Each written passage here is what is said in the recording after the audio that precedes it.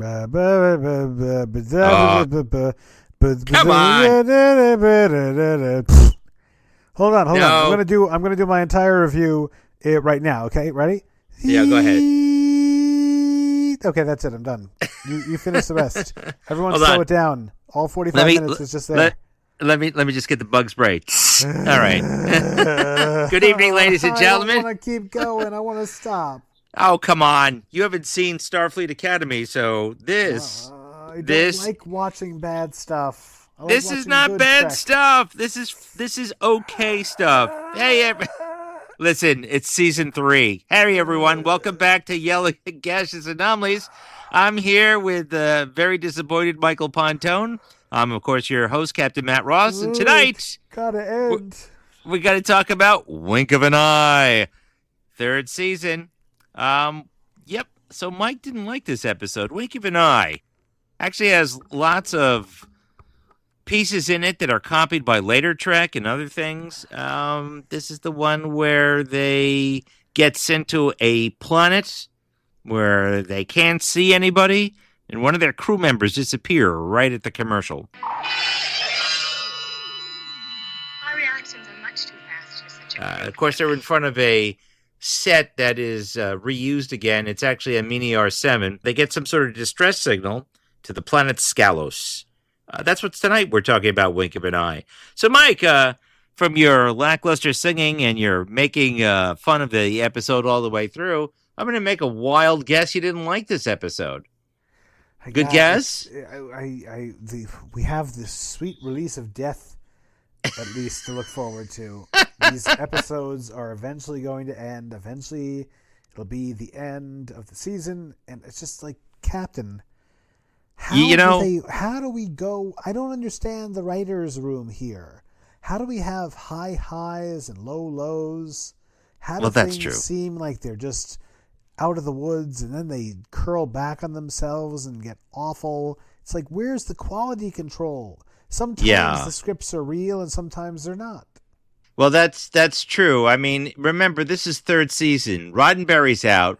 This script was actually done, believe it or not, by Gene L. Kuhn under the pseudonym Lee Cronin. Oh, I don't believe it. No, it's true. But the problem is there's a lot of issues in the 3rd season of Star Trek, the original series. You know that. You can even see it. It makes it difficult to watch. I think the 3rd season is the weakest season. Everyone says it's the weakest season. Here's a surprise. This is the season they canceled the show. Everyone knows that as well. But if you saw episode 7 or 6, or rather season 7, 6, or 5 of Voyager, you would really be praying for death. There's a lot of bad, if not more, over there, and that goes on for an extra 4 years in comparison. This story isn't so bad for season 3. You know, you liked And the Children Shall Lead today earlier in the office. You said, I can't even remember the name of an episode. Or think of it. I said the one with the kids, and you knew it right away, And the Children Shall Lead. And you liked that one, despite the flying swords.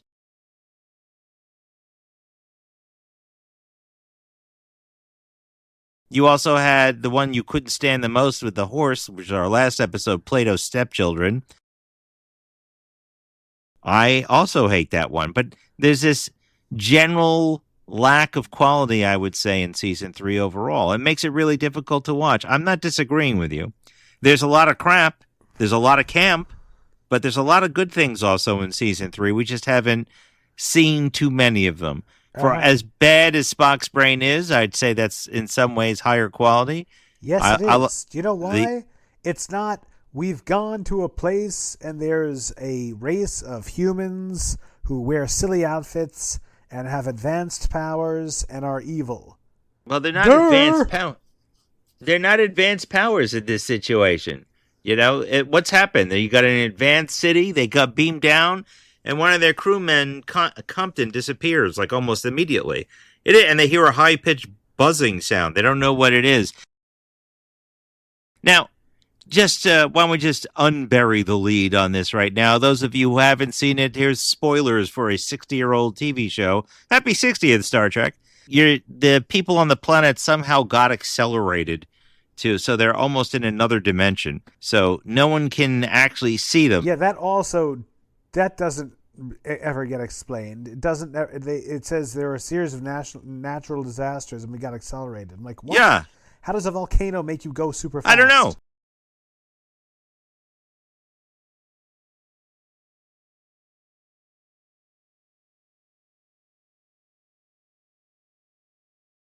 Who knows? The thing is they don't know, and that the society is dying out. It's a planet of 900,000 people, now down to 5, according to that message that they have. Now, you might not like their stainless steel outfits. I agree with you. Or aluminum foil outfits, they are a little goofy. But the idea that something invisible is taking over the Enterprise and they can't see it, they can't control it, it's fine. The problem is the pacing is slow. The music is terrible. Oh, God. Yes. It's not as much fun as, let's say, Devil in the Dark or Amok Time or City on the Edge of Forever.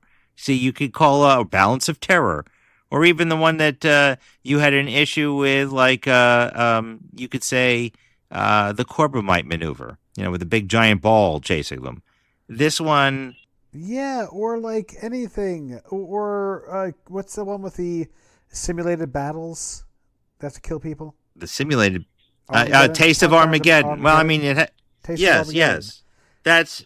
Great, interesting new tales of high sci-fi. Yeah, this was not...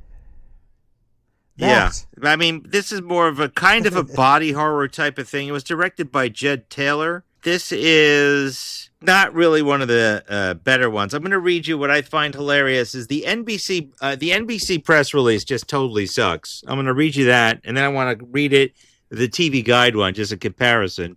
NBC says, Captain Kirk discovers that the Enterprise and its crew are captives of a dying people who move with the speed of light and intend to use the crewmen to help repopulate their planet. I mean, that's not the one. That sounds like a more interesting episode right. than the one we got. In the TV Guide episode, it says, the Enterprise is invaded by invisible beings living at a fantastic tempo.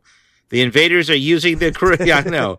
The invaders are using the crew to continue their species, but their method renders humans susceptible to cell damage, rapid aging, and quick death. Now, I like that concept. I guess, but it's just like, I also don't understand their plot, their plan, right? So we'll convert these people to make love to them and repopulate, even though it's obviously not working because we only have 5 people and 2 left. Women. And, right. And, by the way, no one jostle them? Yeah. What about... Because they're very right. fragile. Or what about this? No one will notice a starship just hanging around in orbit. Their plan is to freeze the Enterprise, keep them there for breeding purposes, every so often to take a new person down. And apparently when you get accelerated, you learn to love it. That's what it is. But here's the other thing, too. Mm-hmm. Well, okay, right, because that guy, what was his name? Carlton? Compton, right. Compton. So he was like into it, but I just got the sense that he was just seduced by the lady. Like, what, does it feel good to move fast? And that's another thing. It's a cool idea. The idea of like having a race full of the Flash, right? The people perceiving time way quicker. They don't do anything with it. All that they do with it is that they're invisible. Well, no, they move so fast. I mean, the camera tricks of like literally slowing down everything, which is partially the actors freezing and the camera like literally slowing down. Like people are moving ridiculously slow because our speed isn't as their speed. But yeah, what are they doing? But here's a question. If they move so fast and they can't control it, how do they open doors? Well, not only that, if they move so fast and they're experiencing, a year for every millisecond that we exist, mm-hmm. right? Why do they have to freeze the Enterprise? They could go out, live 20 years, come back, and it would be a day. Well, I don't think they have space flight. It's never really explained. So to me, this is kind of like the idea. It's almost like Mars needs women, but it's Scalos needs men, I guess. It's a little weird. I also find it There's a really funny parody of Kirk on drugs. Put that on our community page where he's in the bio room. So, did you hear that? You know, I've been having this weird feeling and so forth. It's actually quite funny. It's like he's on an LSD trip. It almost sounds like it the way he's standing there. But it is also creepy, you know. Nurse Chapel saying everything's been open. It looks like everyone's touching it. The original idea was to have some sort of malfunction on the ship where all the doors were open, so these creatures or people could walk back and forth, and yet they couldn't do it. Coincidental. You know, it's like they're sneaking in. It kind of reminded me of what was that Nth Degree, where with Ro Laren and Geordi had to wait for people to open up doors so they could go through certain things. After a while, it's sort of not that one. That was. It was. Nth Degree is when Barclay. That's right. Smart. It's that one though. Similar to that. I know. I can't remember it. No, it reminded me a little bit of. There was this really pretty dark, cool Voyager episode where these aliens are doing experiments on the crew, but they're like invisible. Oh, is that in Voyager? It's like they're observing. Yeah. Yeah, and they're like putting needles in Janeway's head. She's complaining about a headache all the time. Yes. That one. That's actually a very creepy episode. Yeah, that's actually one of the better ones in Voyager. I'll look it up while we're going. So, what was it that really just set you off on this in the original scientific method? That's what. It had so many different. Again, wasted potential. Mm-hmm. It could have gone into so many different places. Okay, super fast race. Interesting. Race that needs human beings and Kirk specifically to breed. Interesting. All these different... the Enterprise being taken over by an invisible force. Spock having to piece it together and be a detective. All these interesting ideas, and somehow... they managed to make the episode a slog. Mm-hmm. They managed to make all these interesting ideas take forever and spin their wheels constantly. Mm-hmm. It's like, and then, and like this whole thing of like, oh, Kirk sabotaged the transporter, but she knows it, but she doesn't want to let it on. And it's like, does the other guy actually believe for a second that she thinks that Kirk is telling the truth? Oh, Matt, it's Captain. It's just bad writing. Well, I don't like it anymore. I will tell you that it was only rewritten twice by Kuhn. There was a teleplay by Arthur Hennerman. Singer wrote in it, and also Freiberger did it twice. It was actually the third. Freiberger's hands on it and Singer's hands on it, doing the best of what they have. This had been given out prior to Roddenberry leaving. Now, here, one of the things that was odd about it was very, very similar to the Arthur Henneman had worked on a similar concept on Wild Wild West called The Night of the Burning Diamond, which has the same thing. It's where people are moving are faster. Like a Wild Wild West That's because that's technically what it is. It's also based off of an H.G. Wells stories, The New Accelerator, it's called. And then, but this idea of people going at a different acceleration is revisited in Voyager, an episode called Blink of an Eye. It's considered one of the better episodes of season 6. Yeah, when they're in orbit around the planet that's developing quickly. Yes, and that's a good episode. This one, the idea behind it is good. But there's some weird things, like you could drive a truck through one of the biggest plot holes or missing pieces in here drives me crazy. In the very beginning, Kirk and Spock are led to where the freezing device is to turn the Enterprise into a deep freeze, as Kirk calls it. Uh-huh. And when they're about to aim their phasers at it, they take the phasers away because I guess they're afraid it's going to damage it. Later, when Kirk meets the woman whose name I can't even remember because it doesn't ever stick in my head, he tries to shoot her, and she says, "Your weapon's too slow," and she moves out of the way. My question is where does that phaser blast go? My reactions are much too fast for such a crude weapon. Well, I don't know. It hits the back of the door. Of the wall? No one would notice that? Bulkhead? Don't you think it would lead some sort of damage on the Enterprise? That always drive me crazy. I mean, I like the effect of a slow-down phaser beam, but whatever. The original script, by the way, had McCoy solving the problem, finding that it was a pituitary stimulant, but they said that was too close to believe it or not, Miri and other things. NBC liked it that they got to leave the ship for a second. They wanted to explore the city, but then again, they kept cutting the budget. So, Right. I mean, Roddenberry liked the idea, the weirdness factor of it, but he was also not really thrilled with this. Also, there's a scene where Sulu was supposed to be in his underwear for some reason. I don't know why. Oh, see, that would have been good. Why you want to see George Takei in his underwear? Hey, whatever. Oh my. I mean, the guy was a strapping man, and at least something interesting would be happening. Right. And dude, they have this attractive woman in this silver outfit. Fine, she's okay. She's nowhere near the honeys that were in the first No. season. The first season Go-Go Girls were amazing. And on top of that, they put the ugliest old man opposite Ouch. her in the same outfit. Well, I mean, that's her lover, paramour. I don't think she's actually a queen. She claims that she's a queen of the people there. I can't believe I can't remember her damn name. That's really driving me nuts. And I saw this before. It's Deela. That's her name. That's Katie Brown.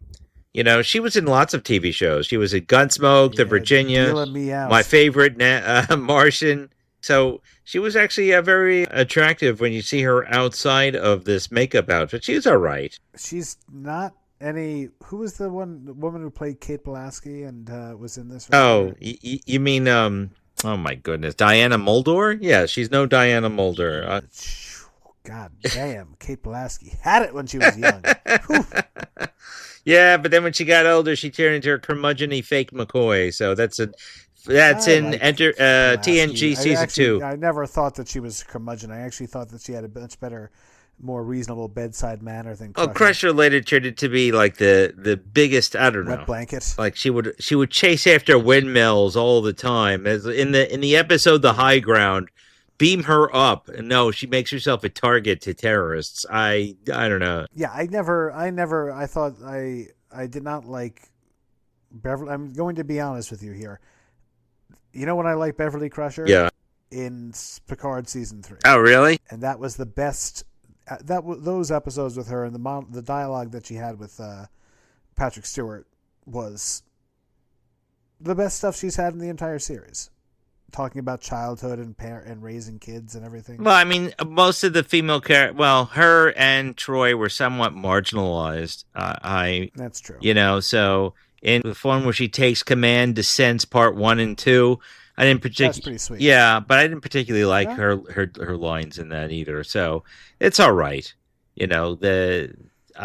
Beverly as a command officer, I have a kind of question that, but.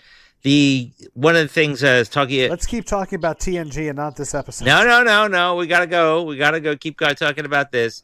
So you got to keep in mind a lot of the problems with this. You got to look at who's no longer there. Roddenberry's gone. Gene Kuhn's gone.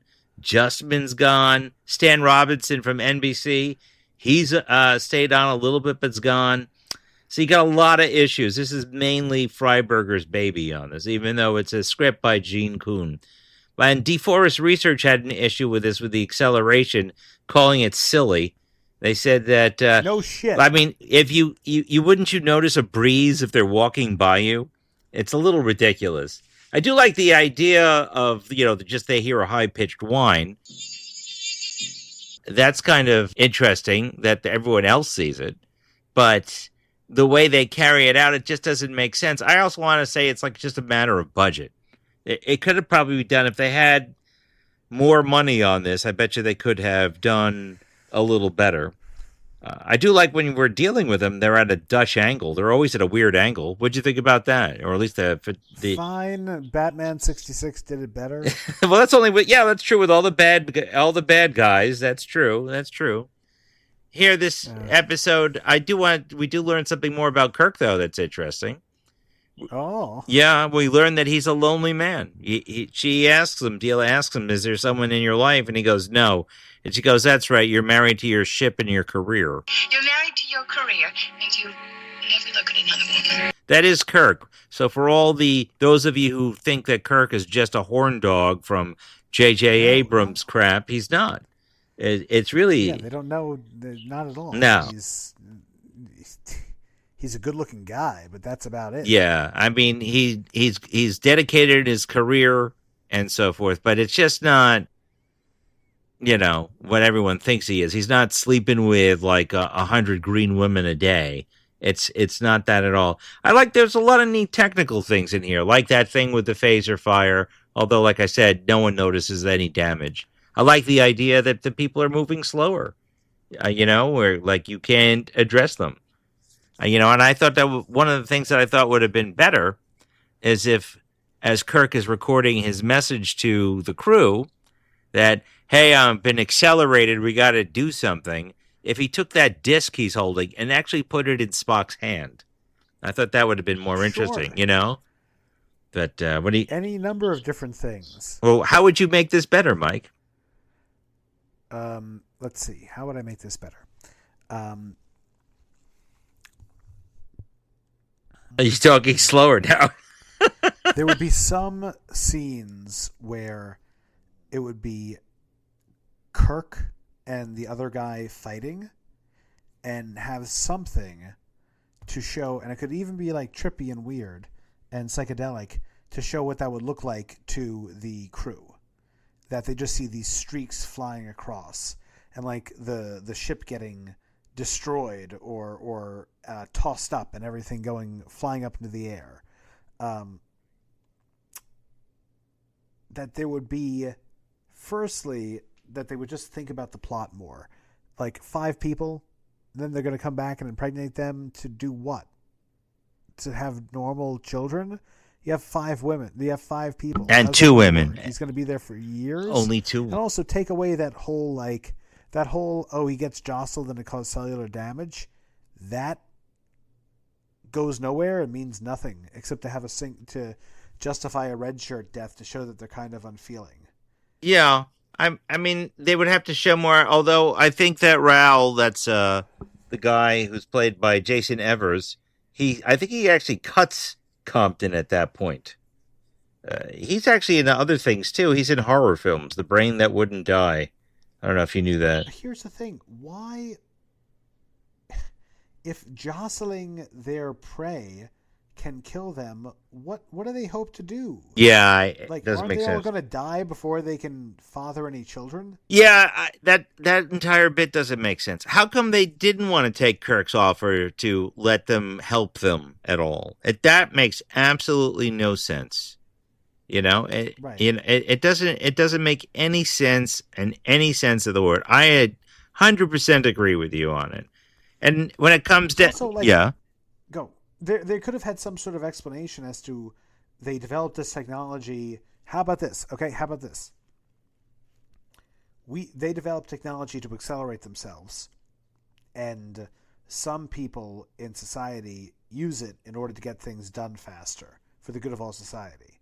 There are factions who start to use it to essentially have like superpowers and commit crime. It turns into a big civil war, kind of like the eugenics war. And these are the people who are left. That they actually centuries ago slaughtered everyone else using these powers, but now they can't turn them off. You mean kind of like a de-aging serum that kills off people of a certain age, leaving others around? Isn't that Miri? No, that's not what I'm talking about. I'm talking about as if it was as if you could just take like a flash formula. That makes sense what you're saying. That would have made this a lot better if there was some sort of war and like these are the people stuck in an accelerated state and they can't get out because either the technology is destroyed, right? And the technology is destroyed, they can't figure out how to get out. But then why wouldn't they accept help? It just doesn't make sense in that regard. Why wouldn't you accept help from someone saying, "Listen, we're going to come in here and help you out"? It's just like then they do a Tyrell from Blade Runner, where it's like, we have tried everything. So you say, put your sorries in a sack. You're not going to help us. We need you. That's what we know. Like we've tried. We have spent 5 million of your lifetimes trying to find a solution. Nothing is going to work. Okay. You know what I'm talking about? Yeah. With Tyrell? Yeah. No. Yes. I knew what you're talking about. So you're talking about recombinant DNA to make sure that the I love that scene. Replicants can last forever. That's between him and Roy Batty, if I believe correctly. Yes. See that? And he goes. There we go. I'm very impressed, Captain. We got our nerd epaulets on here tonight, ladies and gentlemen. I'll tell you that. But on this episode, doesn't create. Wait, what did he say? Doesn't stop a replication of DNA, but causes a mutation of DNA, something like that. Something to that effect, yeah, and it causes a virus which kills them. Yeah, this is kind of like the tail end of good concepts. It's just not well executed. There's a lot of weird stuff on here. They're trying to recapture what it was, like I would say in season 1 or 2. There's just a smattering of good ideas in here. You got that weird alien thing, but they're not even alien looking in the slightest bit. Nope. Now, their outfits do look like shower curtains in this more than ever, or like a throwback from Lost in Space. And that thing they're using to freeze the ship, if there's only 5 of them, a massed group of people from the Enterprise could have blown it to hell, is the way I look at it. Or maybe their technology with those little daisy things that they wear on their necks. That's the thing. Yeah. Why is Kirk trying to just grab it and squeeze it? Why doesn't he just get a phaser and shoot it? His phaser moves too slow, but it's there both in like real time or like IRL in real life and also in the accelerator, right? That's why I'm saying like when he shoots Adela on the bridge, although I like that scene, he could have done that again. Exactly. But that's the thing. He could just put the phaser right next to it and pull the trigger. Exactly. Why didn't he do that? It's a good question. It doesn't make sense. I will tell you one of my favorite scenes in this is where Scotty has to go run down to the transporter room, and you see like he hardly moves that entire time. He's just like stuck at the doorway entering it. I always find that well carried out, and for that, if you would say, effect, even though it's James Doohan just standing there, I like the fact. Now, I like the fact that they're saying it's so accelerated. Each step is like 10 minutes to these advanced people. I mean, my question is Compton was almost immediately turned. Why is it that Kirk is not immediately turned? It's a good question. Is it because he's Captain James T. Kirk? He can play a horse and he can fight off a woman trying to kiss him. It's really that horse sound. Let me just tell you, I'm not making a joke here. Legitimately, I like that episode. I like Plato's Stepchildren more after watching this. Wow. Listen. Because at least something happened that was funny. Mm-hmm. And interesting. I felt like, again, this was like a slog. It is. Me of yesterday's Enterprise. Wait, no. What was the one where they go back in time? The Earth incident? Oh, you mean the Enterprise incident? Where they, yes. Yeah, that one where they go back in time with Gary 7, that one? And they try and stop a nuclear one? No. Tomorrow is yesterday? Gary 7. Yes, that one. Okay. When they're just doing routine time travel for some reason. No, they had an accident. They hit like what's known as a black or neutron star, and they get sent back to 1966, and they wind up at an Air Force base. That one? Right. That one has long scenes of nothing happening and people talking out their ass. It was that level of bad writing. What about Shore Leave? Do you like the Finnegan fight better than this? That's just an excuse. Yes, that's just an excuse for me to put the Finnegan fight music while we're talking about this. Fine, play it. Because let me tell you something, Mr. Finnegan. If I had seen Shore Leave now, if these episodes were in the first season, I'd be like, all right, Shore Leave, not bad. Yeah, I'll watch another 5 minutes of Finnegan beating the shit out. But you know what? It is this third season. There is something that's lacking. They've lost the core people that are doing everything. And I think it down to the script editing as well. And remember, if you recall correctly, and I'll be as crude as Freiberger, he wanted tits in space, and he also wanted it to be more like action oriented. And I think that's the problem with modern Trek. When you turn it into an action oriented as opposed to some sort of human condition or something, and you leave a lot of empty areas in discussion, I think you lose what Star Trek was in seasons 1 and 2, and you can see it more in Next Gen when you have that human element in this. This one is an action adventure thing, but just barely, because the characters of the aliens are poorly designed. Their motivations, as you said, their motivation is good. It's just the way that they carry it out. It's kind of pathetic, and there's no explanation behind it. I like all the freezing work of the actors. They're all standing there. I said to you before, this is one of the better ones. I didn't say it's a great one. It's one of the better ones of season 3, in my opinion, because something does kind of happen in a way. I'm curious to see what you think of the rest of season 3, because we still have 100 more episodes left to go. But okay, well, that's it, ladies and gentlemen. I'm taking the. You can. I'm putting the teleporter and setting it to the black hole nearest star. Yeah, you could go out there with Red Jack. Yeah, no, you can't. You can't ever leave. You can, check out anytime you want, but you can never leave, as the song says. I'm about to jump into that airlock and bid bon voyage. No, your soul is mine, Michael. Anyway. Yes, Captain. So, but, I do like they come up with a solution. I actually thought that was kind of funny, as they find out that something in the Scalosian water, again, makes no sense. Was it the coffee? Are we going to go too, just like the captain?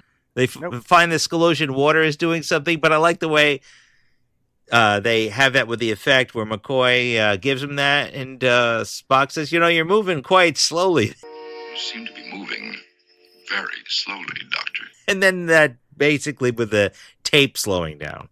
And the idea of him speeding up the tape and slowing it down to kind of figure it out was kind of neat as well. The city alone holding a total population of 113,477 citizens. Our planet Scalus, on which existed several culturally enlightened indigenous populations, has attempted to survive this mysterious and malignant affliction.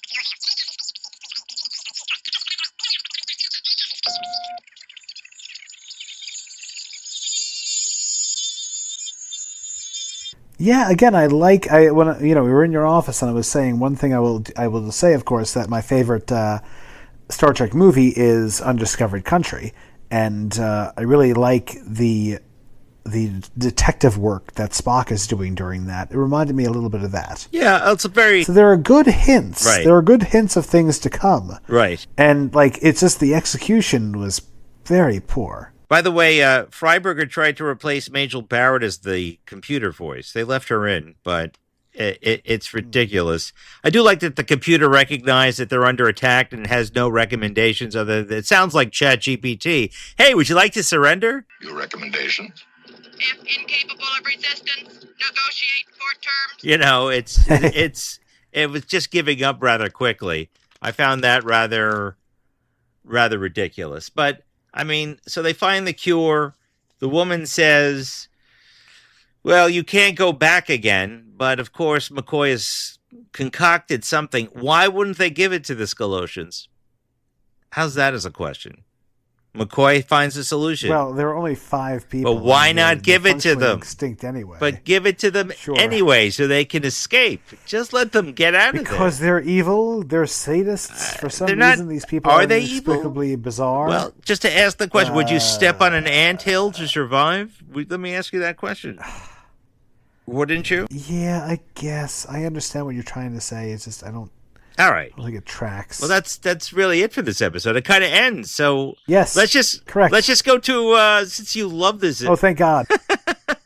Let's talk about how much money this costs, Mike. This took 6.5, 7 days. How much money did this cost in $1968? Well, no effort and no, special effects, small cast, some special effects. $179,000. Nope. $162,897. Oh, okay. Under budget. budget. So it was one of the cheaper ones. Yes, and that in today's dollars is $1,517,198.32. So they came under budget by a lot. In fact, in today's dollars, they were $144,000 under budget.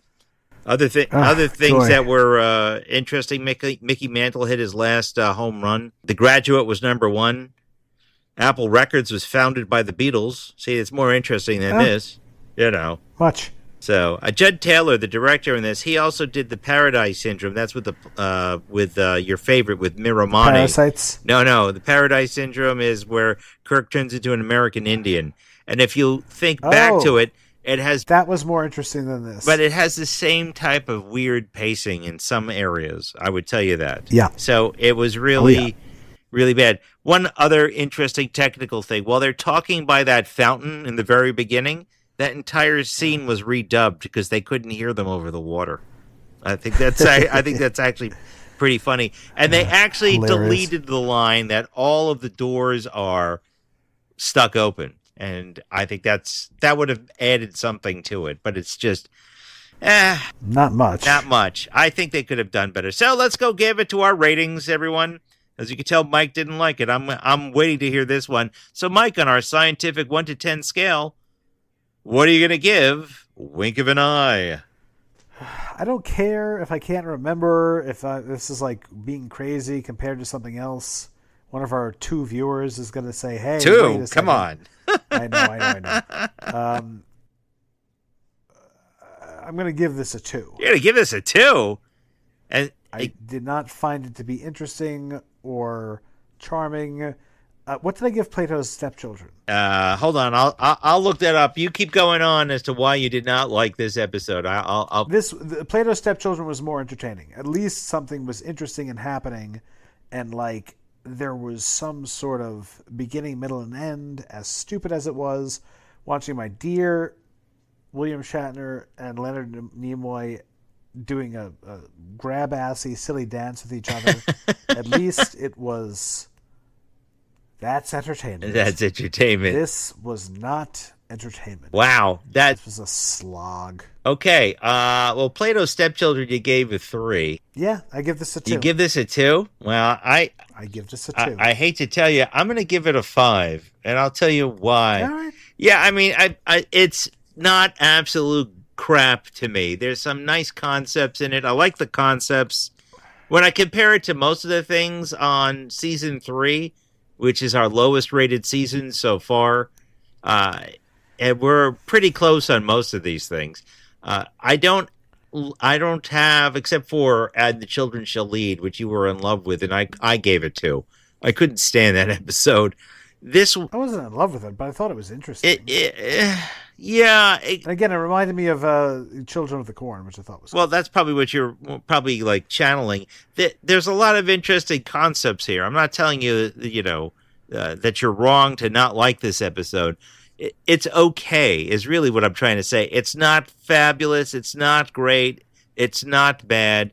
I've seen things like it in other TV concepts of accelerated persons. We've seen it in Star Trek and other things, or similar concepts of it, but it's just not executed well. I had mentioned a couple episodes ago that the third season's got like this kind of draggy, slowed kind of filming in some situations, or it's got so many open plot threads, or things just don't connect. And I think the problem is you're missing the glue that held the show together for the first 2 years.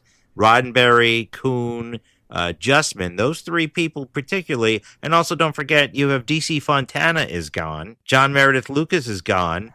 And actually Gene L. Kuhn is gone. Gene L. Kuhn is really the force behind most of the humor in any of the scenes, and not even in the few bits that are in here there's some mild humor, which I can't really point to because the episode is such a slog. He made the universe that filled in the blanks that Gene Roddenberry didn't have.